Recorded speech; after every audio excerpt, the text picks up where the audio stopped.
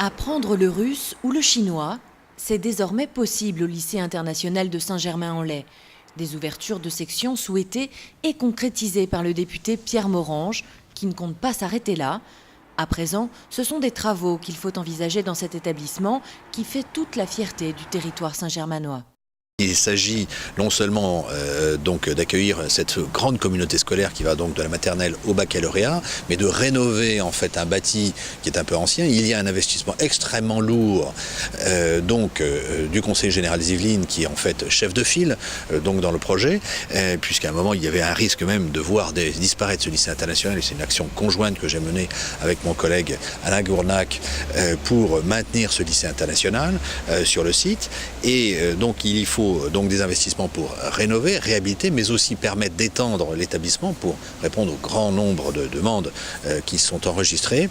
Et nous attendons aussi un partenariat, un complément du conseil régional. Un conseil régional d'Île-de-France qui a très récemment donné les gages de cette future rénovation. Le projet est jugé cohérent vis-à-vis des ambitions d'attractivité du territoire. L'existence du lycée international à Saint-Germain-en-Laye et la première caractéristique, une première condition d'implantation des sociétés internationales sur le département des Yvelines.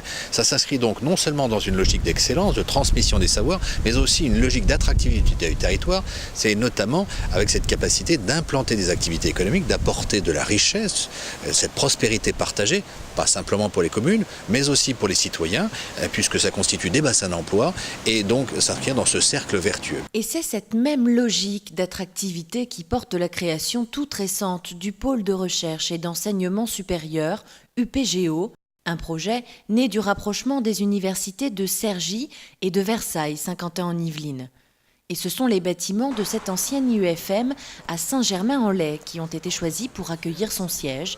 Ainsi, quelques 200 étudiants en sciences politiques intégreront très bientôt ces locaux.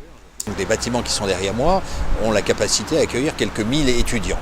Et donc, il se sera complété bien évidemment par d'autres structures d'enseignement dans le domaine de l'environnement pour les énergies décarbonées au titre aussi de la recherche, mais de surcroît au titre de la défense du patrimoine et notamment du patrimoine naturel. Donc on est dans un concept environnemental et je souhaite que cette faculté qui va délivrer un enseignement dans les sciences politiques le soit aussi dans les sciences économiques, à travers d'un partenariat avec l'ESSEC installé à Cergy et qui s'inscrira dans la continuité en fait du lycée international et qui intègre notamment les grandes langues et les dernières que je viens de faire rajouter au lycée international, notamment le russe et le chinois. De la maternelle au doctorat, c'est tout un cycle de transmission du savoir et des connaissances qui est mis en place sur le territoire, favorisant ainsi l'implantation d'activités économiques, mais aussi et surtout un accès pour tous à un enseignement de qualité.